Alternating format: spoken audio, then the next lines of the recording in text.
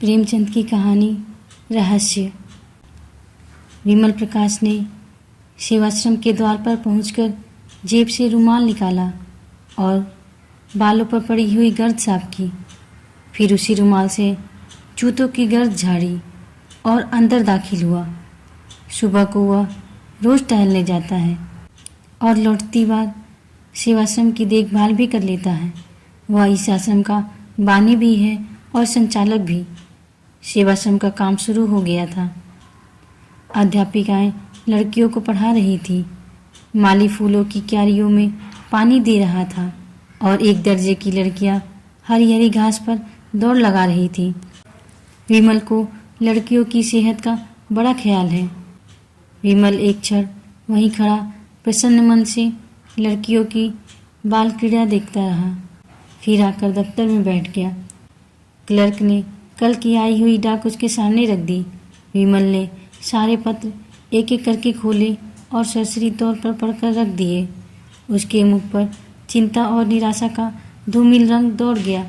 उसने धन के लिए समाचार पत्रों में जो अपील निकाली थी उसका कोई असर नहीं हुआ। कैसे यह संस्था चलेगी? लोग क्या इतने अनुदार हैं? वह तन मन से इस काम में लगा हुआ है। उसके पास जो कुछ था वह सब उसने इस आश्रम को भेंट कर दी। अब लोग उससे और क्या चाहते हैं? क्या अब भी वह उनकी दया और विश्वास के योग्य नहीं है? वह इसी चिंता में डूबा हुआ उठा और घर पर आकर सोचने लगा, यह संकट कैसे टले? अभी साल का आधा भी नहीं गुजरा और आश्रम पर 12,000 का कर्ज हो गया था। साल पूरा होते वह 20,000 तक पहुँचेगा। अगर वह लड़कियों की फीस 1-1 रुपया बढ़ा दे तो 500 रुपये की आमदनी बढ़ सकती है। हॉस्टल की फीस 2-2 रुपये बढ़ा दे तो 500 रुपये और आ सकते हैं। इस तरह वह आश्रम की आमदनी में 12,000 सालाना की वृद्धि कर सकता है। लेकिन फिर उसका वह आदर्श कहाँ रहेगा कि गरीबों की लड़कियों को नाम मात्र फीस लेकर ऊंची शिक्षा दी जाए। काश उसे ऐसी अध्यापिकाओं की काफ़ी तादाद मिल जाती जो केवल गुजारे पर काम करती। क्या इतने बड़े देश में ऐसी 10-20 पढ़ी लिखी देवियाँ भी नहीं हैं? उसने कई बार अखबारों में यह ज़रूरत छपवाई थी मगर आज तक किसी ने जवाब न दिया। और फीस बढ़ाने के सिवा उसके लिए कौन सा रास्ता है? इसी वक्त उसके द्वार के सामने एक तांगा आकर रुका और एक महिला उतरकर बरामदे में आई। विमल ने कमरे से बाहर निकलकर उनका स्वागत किया और उन्हें अंदर ले जाकर एक कुर्सी पर बैठा दिया। देवी जी रूपवती तो न थी पर उनके मुख पर शिष्टता और कुलीनता की आभा जरूर थी। औसत कद, कोमल गात, चंपई रंग, प्रसन्न मुख, खूब बनी संवरी हुई, मगर उस बनाव श्रृंगार में ही जैसे अभाव की झलक थी। विमल के लिए यह कोई नई बात न थी। जब से उसने सेवाश्रम खोला था भले घरों की देवियाँ अक्सर उससे मिलने आती रहती थी। देवी जी ने कुर्सी पर बैठते हुए कहा, पहले अपना नाम बता दूं। मुझे मंजुला कहते हैं। मैंने कुछ दिन हुए लीडर में आपकी नोटिस देखी थी और उसी प्रयोजन से आपकी सेवा में आई हूँ। यूँ तो आपसे मिलने का शौक़ बहुत दिनों से था पर कोई अवसर न निकाल पाती थी और बरबस आकर आपका कीमती समय नष्ट न करना चाहती थी। आपने जिस त्याग और तन्मयता से नारियों की सेवा की है उसने आपके प्रति मेरे मन में इतनी श्रद्धा पैदा कर दी है कि मैं उसे प्रकट करूं तो शायद आप खुशामद समझें। मेरे मन में भी इसी तरह की सेवा की इच्छा बहुत दिनों से है पर जितना सोचती हूँ उतना कर नहीं सकती। आपके प्रोत्साहन से संभव है मैं भी कुछ कर सकूं। विमल मौन सेवकों में था। अपनी प्रशंसा उसके लिए सबसे कठिन परीक्षा थी। उसकी ठीक वही दशा हो जाती थी जैसे कोई पानी में डुबकियाँ खा रहा हो। वह खुद किसी के मुंह पर उसकी तारीफ न करता था, इसलिए तारीफ के भूखे उसे तंग दिल समझते थे। वह पीठ के पीछे तारीफ करता था। हाँ, बुराइयाँ वह मुंह पर करता था और दूसरों से भी यही आशा रखता था। उसने अपना उखड़ा हुआ पाँव जमाते हुए कहा, यह तो बहुत अच्छी बात है। आप शौक से आए, सेवाश्रम की दशा तो आपको मालूम होगी। मैं इस इरादे से यहाँ नहीं आई हूँ, यह मैं पहले ही समझ गया था। मेरी यह आशा न थी, यूँ ही कह दिया। अच्छा, आपका मकान यहीं है? मंजुला देवी का घर लखनऊ में है। जालंधर के कन्या विद्यालय में शिक्षा पाई है। अंग्रेजी में अच्छी लियाकत है। घर के काम धंधे में भी कुशल हैं। और सबसे बड़ी बात यह है कि उनके हृदय में सेवा का उत्साह है। अगर ऐसी स्त्री सेवाश्रम का भार अपने ऊपर ले ले तो क्या कहना। मगर विमल के मन में एक प्रश्न उठा। पूछा, आपके पति भी आपके साथ रहेंगे? साधारण सा सवाल था, मगर मंजुला को नागवार लगा। बोली, जी नहीं, वह अपने घर रहेंगे। वह एक बैंक में नौकर हैं और अच्छा वेतन पाते हैं। विमल के मन का प्रश्न और भी जटिल हो गया। जो आदमी अच्छा वेतन पाता है, उसकी पत्नी क्यों उससे अलग काशी में रहना चाहती है? केवल इतना मुंह से निकला, अच्छा। मंजुला ने शायद उनके मन का भाव ताड़ कर कहा, आपको यह कुछ अनोखी सी बात लगती होगी, लेकिन क्या आपके ख्याल में शादी का आशय यह है कि स्त्री को पुरुष के दामन में छिपी रहना चाहिए? विमल ने जोश के साथ कहा, हरगिज नहीं। जब मैं अपनी ज़रूरतों को घटाकर सिफर तक पहुंचा सकती हूँ तो किसी पर भार क्यों बनूं? बेशक हम दोनों में मतभेद है और उसके अनेक कारण हैं। मैं भक्ति और पूजा को मानव जीवन का सत्य समझती हूँ, वह इसे लचर समझते हैं। यहाँ तक कि ईश्वर में भी उनका विश्वास नहीं है। मैं हिंदू संस्कृति को सबसे ऊंचा समझती हूँ। उन्हें हमारी संस्कृति में ऐब ही ऐब नजर आते हैं। ऐसे आदमी के साथ मेरा निभाव कैसे हो सकता है? विमल खुद भक्ति और पूजा को ढोंग समझते थे और इतनी सी बात पर किसी स्त्री का पुरुष से अलग हो जाना उनकी समझ में न आया। उन्हें ऐसी कई मिसालें याद थी जहाँ स्त्रियों ने पति के विधर्मी हो जाने पर भी अपने व्रत का पालन किया। इस समस्या का व्यवहारिक अंग ही उनके सामने था। पूछा, उन्हें कोई आपत्ति तो न होगी? मंजुला ने गर्व के साथ कहा, मैं ऐसी आपत्तियों की परवाह नहीं करती। अगर पुरुष स्वतंत्र है तो स्त्री भी स्वतंत्र है। फिर उसने नग्न होकर करुण स्वर में कहा, यूँ कहिए कि हम और वह 3 साल से अलग हैं, रहते हैं एक ही मकान में, लेकिन बोलते नहीं। जब कभी वह बीमार पड़े हैं, मैंने उनकी तीमारदारी की है। उन पर कोई संकट आया है तो मैंने उनसे सच्ची सहानुभूति की है, लेकिन मैं मर भी जाऊं तो उन्हें दुख न होगा। वह खुशी होंगे कि गला छूट गया। वह मेरा पालन पोषण करते हैं, इसलिए उसका गला भर आया था। एक क्षण तक वह चुपचाप जमीन की ओर ताकती रही।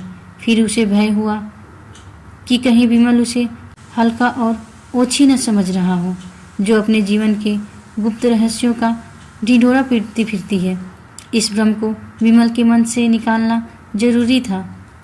उसने उन्हें यकीन दिलाया कि आज तक किसी ने उसके मुंह से ये शब्द नहीं सुने। यहाँ तक कि उसने अपने मन की व्यथा कभी अपनी माता से भी नहीं कही।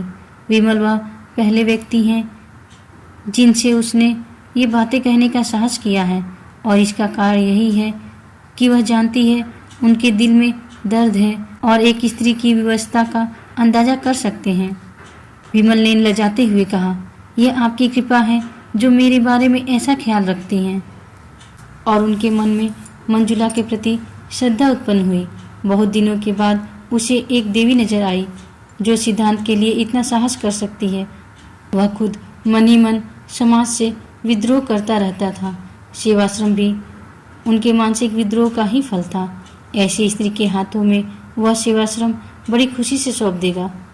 मंजुला इसके लिए तैयार होकर आई थी। मंजुला के जीवन में आत्मदान की मात्रा ही ज़्यादा थी।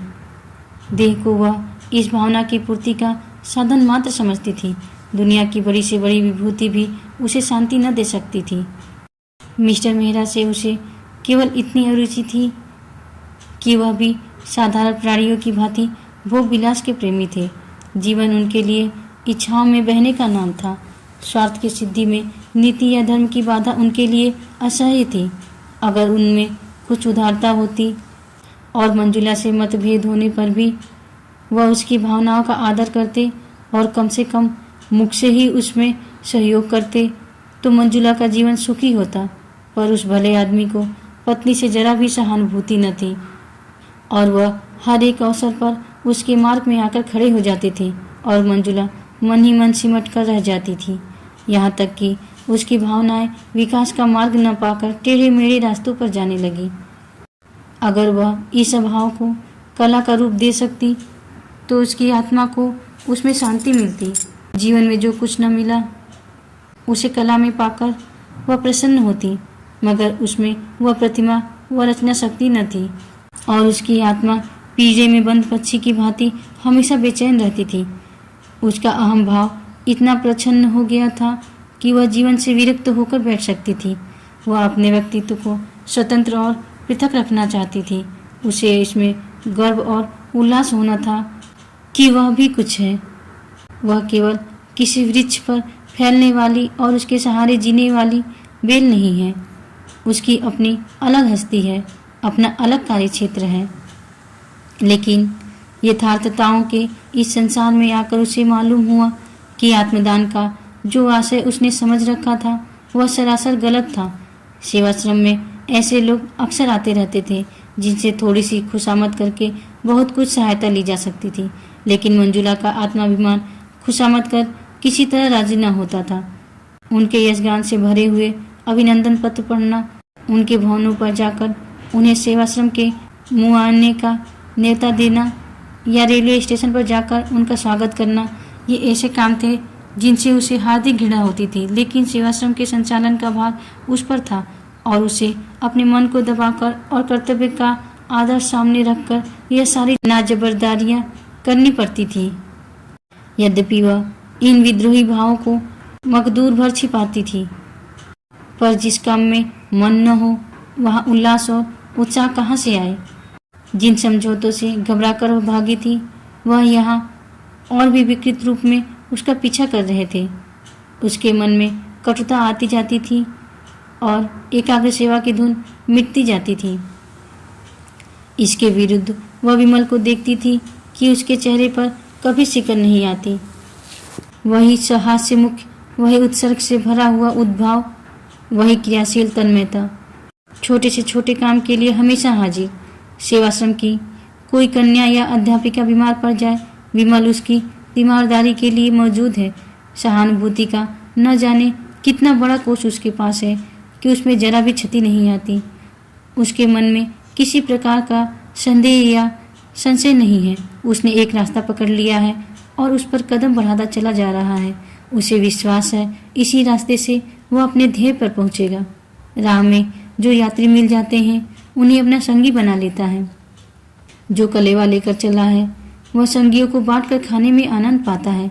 उसे नित्य परेशानियां उठानी पड़ती हैं, खुशामदी करनी पड़ती हैं, अपमान सहने पड़ते हैं, अयोग्य व्यक्तियों के सामने सिर झुकाना पड़ता है, भीख मांगनी पड़ती है, मगर उसे गम नहीं।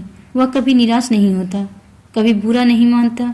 उसके अंदर कोई ऐसी चीज है जो हजारों ठोकरें खाने पर भी जो कि त्यों उछलती और दौड़ती रहती है। अध्यापिकाएं अक्सर साधारण सी बातों पर शिकायतें करने लगती हैं, कभी कभी रूठ जाती हैं और सेवाश्रम से विदा हो जाना चाहती हैं। अगर धोबन ने कपड़े खराब धोए या कहारिन ने उनकी साड़ी में दाग डाल दिए या चौकीदार ने उनके कुत्ते को दुत्कार दिया या उनके कमरे में झाड़ू नहीं लगा या ग्वाले ने दूध में पानी मिला दिया, तो इसमें सेवाश्रम के अधिकारियों का क्या दोष। मगर इन्हीं बातों पर यहाँ रोना गाना मच जाता है। दुनिया सिर पर उठा ली जाती है और विमल सेवक की भांति अन्य विनय करके उनका गुस्सा ठंडा करता है, उनकी घुड़कियाँ सुनता है और हंसकर रह जाता है। फल यह है कि अध्यापिकाओं की उस पर श्रद्धा होती जाती है। वह उसे अपना अफसर नहीं, अपना मित्र और बंधु समझती हैं। मगर मंजुला विमल से कुछ खिंची रहती है, कभी उससे कोई शिकायत नहीं करती, कभी उससे किसी मामले में सलाह नहीं लेती। यद्यपि वह दिल में समझती है कि जिस दुनियादारी को वह आत्मा का पतन कहकर उसे हेय समझती है वह वास्तव में विकसित मानवता का ही रूप है, फिर भी अपने सिद्धांत प्रेम के अभिमान को तोड़ डालना उसके लिए कठिन है। और इस अभिमान के होते हुए भी विमल की विशुद्ध निस्वार्थ व्यवहारिकता उसे जबरदस्ती अपनी ओर खींचती है। उसने साधारण मनुष्यों के विषय में अनुभव से मन में जो सीमाएं खींच ली थी, विमल उनसे ऊपर था। उसमें स्वार्थ का लेस भी नहीं है। अभिमान उसे छू भी नहीं गया है। उसके त्याग की कोई सीमा नहीं। मंजुला के आध्यात्मिक जीवन में मनुष्य का यही सबसे ऊंचा आदर्श था, लेकिन विमल को उस आदर्श के समीप देखकर उसे एक प्रकार का हार का बोध होता था। आदर्श का महत्व इसी में है कि वह पहुंच के बाहर हो। अगर वह साध्य हो जाए तो आदर्श ही क्यों रहे। मंजुला अपनी आदर्श भावना को और ऊंचा बनाकर इस विचार में संतोष पाना चाहती है कि विमल अभी उस आदर्श से बहुत दूर है, लेकिन विमल जैसे जबरन उनका श्रद्धा पात्र बनता जाता है। वह अपने को प्रवाह में बहने से रोकने के लिए लकड़ी का सहारा लेती है, पर उसके पैरों के साथ वह लकड़ी भी उखड़ जाती है और वह फिर किसी दूसरी रोक की तलाश करने लगती है और अंत में उसे यह सहारा मिल जाता है। उसने अपनी तीव्र दृष्टि से देख लिया है कि विमल उसकी कारगुजारियों से संतुष्ट नहीं है। फिर वह उसे शिकायत क्यों नहीं करता, उससे जवाब क्यों नहीं मांगता। उसी तीव्र दृष्टि से उसने यह भी ताड़ लिया है कि विमल उसके रूप रंग से अप्रभावित नहीं है। फिर यह शीतलता और उदासीनता क्यों? क्या इससे यह सिद्ध नहीं होता कि वह कपटी या कायर है? और उसे वह कितना खुलकर मिलता है, कितनी हमदर्दी से पेश आता है, तो मंजुला से वह क्यों दूर दूर रहता है, क्यों उससे ऊपरी मन से बातें करता है।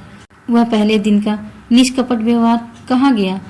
क्या वह यह दिखाना चाहता है कि मंजुला की उसे बिल्कुल परवाह नहीं है, या उससे केवल इसलिए नाराज है कि धनियों की चौखट पर सिर नहीं झुकाती?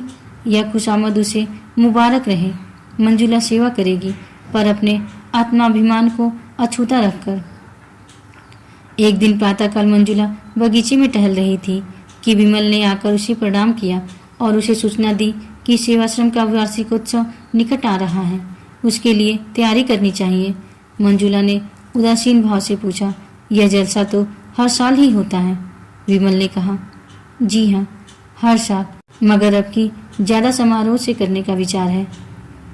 मेरे किए जो कुछ हो सकता है वह मैं भी करूंगी। हालांकि आप जानते हैं मैं इस विषय में ज्यादा निपुण नहीं हूँ। इसकी सफलता का सारा भार आप ही के ऊपर है। मेरे ऊपर?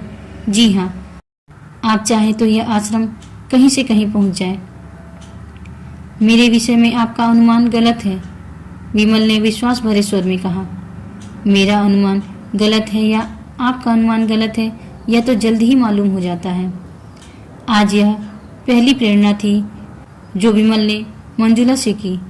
जिस दिन से उसने सेवाश्रम उसके हाथ में सौंपा था, उस दिन से कभी इस विषय में कोई आदेश न दिया था। उसे कभी इसका साहस ही न हुआ। मुलाकातों में इधर उधर की बातें होकर रह जाती। शायद विमल समझता था कि मंजुला ने जो त्याग किया है वह काफी से ज्यादा है और उस पर अब और बोझ डालना जुल्म होगा। या शायद वह देख रहा था कि मंजुला का मन इस संस्था में रम जाए तो कुछ कहे। आज जो उसने विनय और आग्रह से भरा हुआ यह आदेश दिया तो मंजुला में एक नई स्फूर्ति दौड़ गई। शिवाश्रम से ऐसा निजत्व उसे कभी न हुआ था। विमल से उसे जो दुर्भावनाएं थी सब जैसे काय की तरफ हट गई और वह पूर्ण तन्मयता के साथ तैयारियों में लग गई। अब तक वह क्यों आश्रम से इतनी उदासीन थी, इस पर उसे आश्चर्य होने लगा। एक सप्ताह तक वह रात दिन मेहमानों के आदर सत्कार में व्यस्त रही। खाने तक की फुर्सत न मिलती। दोपहर का खाना तीसरे पहर मिलता। कोई मेहमान किसी गाड़ी से आता, कोई किसी गाड़ी से। अक्सर उसे रात को भी स्टेशन जाना पड़ता। उस पर तरह तरह के कर्तव्यों का रिहर्सल भी कराना पड़ता। अपने भाषण की तैयारियां अलग। इस साधना का पुरस्कार तो मिला कि जलसा हर एक की दृष्टि में सफल रहा और कई हजार की रकम चंदे में मिल गई। मगर जिस दिन मेहमान रुखसत हुए उसी दिन मंजुला को नए मेहमान का स्वागत करना पड़ा, जिसने 3 दिन तक उसे सिर न उठाने दिया। ऐसा बुखार उसे कभी न आया था।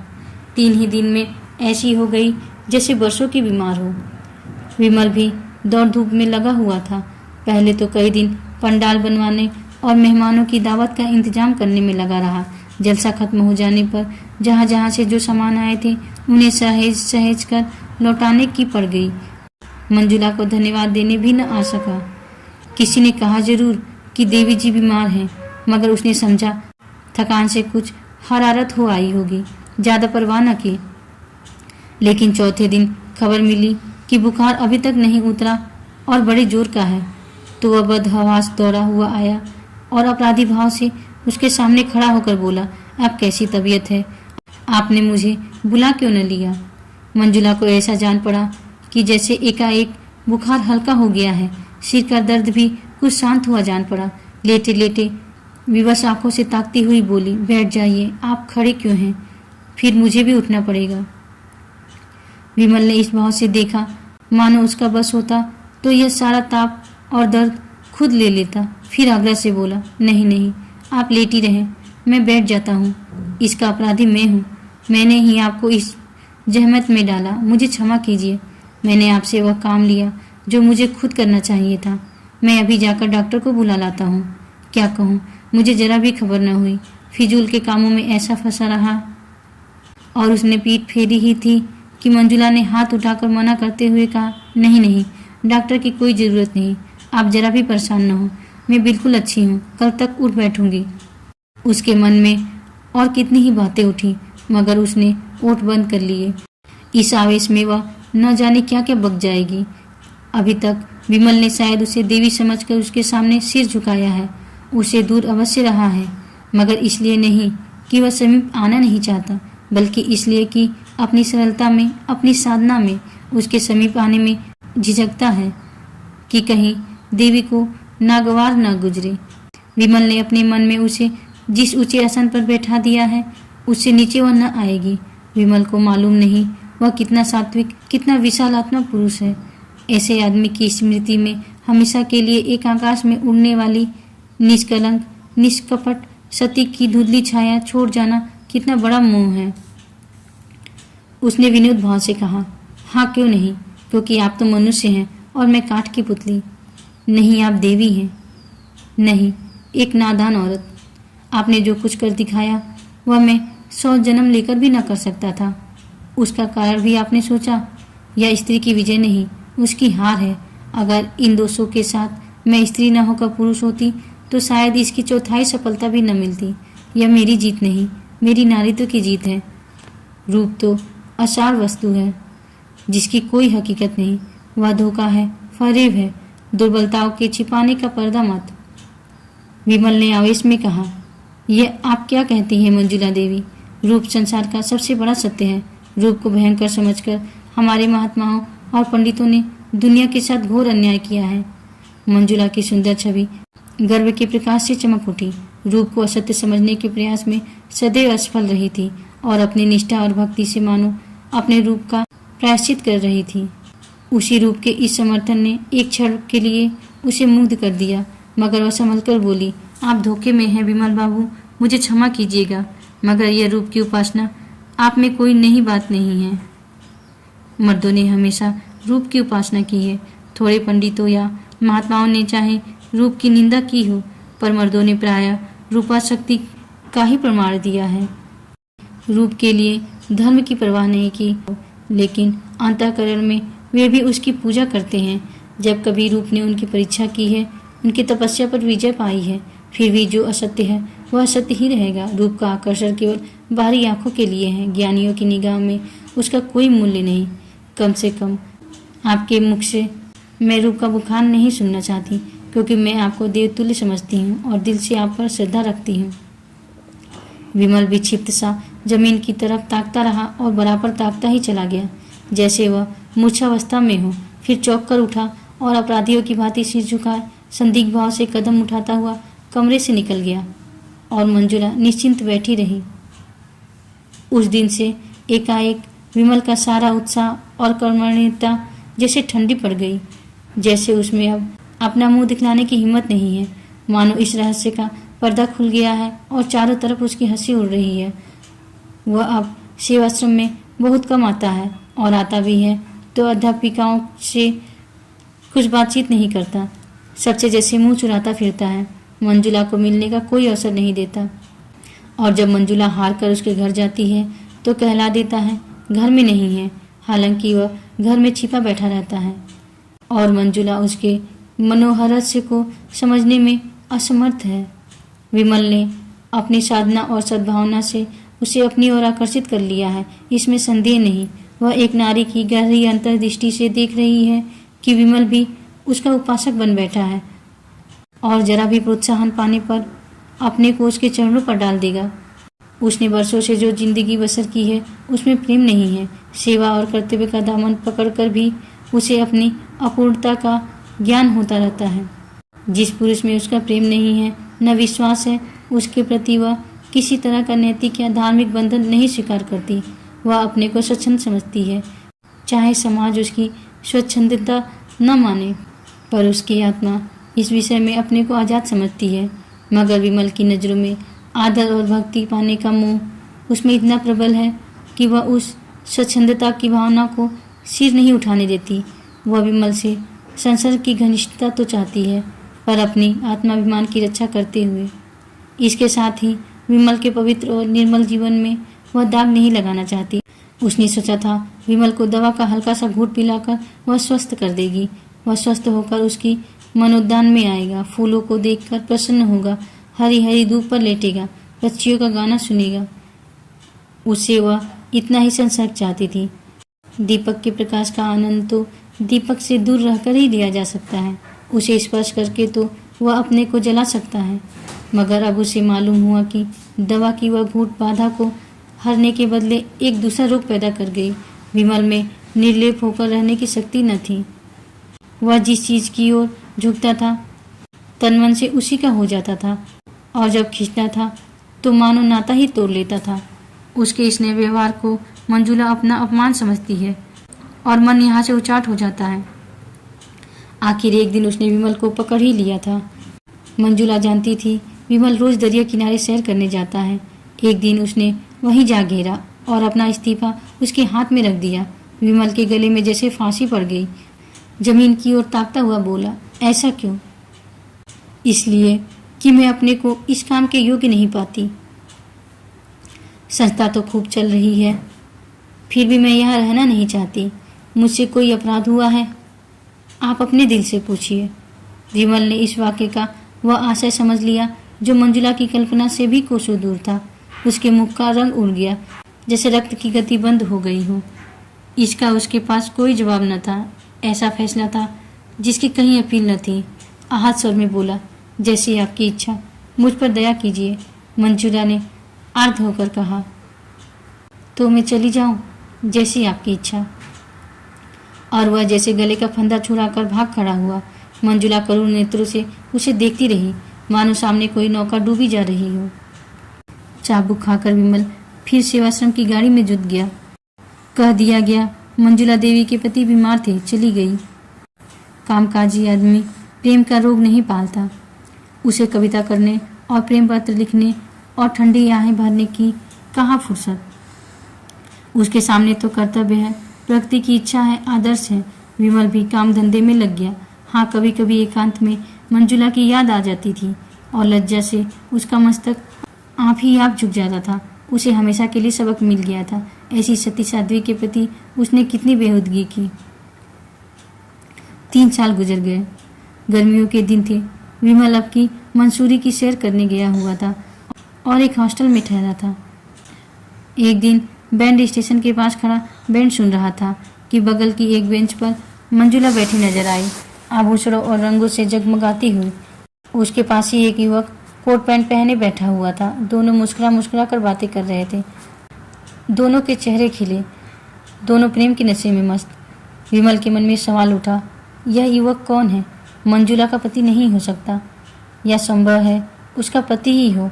दंपत्ति में अब मेल हो गया हो। उसे मंजुला के सामने जाने का साहस न हुआ। दूसरे दिन वह एक अंग्रेजी तमाशा देखने सिनेमा हॉल गया था। इंटरवल में बाहर निकला तो कैफे में फिर मंजुला दिखाई दी, सिर से पांव तक अंग्रेजी पहनावे में। वही कल वाला युवक आज भी उसके साथ था। आज विमल से जब्त न हो सका। इसके पहले कि वह मन में कुछ निश्चय कर सके, वह मंजुला के सामने खड़ा था। मंजुला उसे देखते ही सन्नाटे में आ गई। मुंह पर हवाइयाँ उड़ने लगी, मगर एक ही क्षण में उसने अपने आप को संभाल लिया और मुस्कुरा कर बोली, हेलो विमल बाबू, आप यहाँ कैसे? और उसने उस नवयुवक से विमल का परिचय कराया।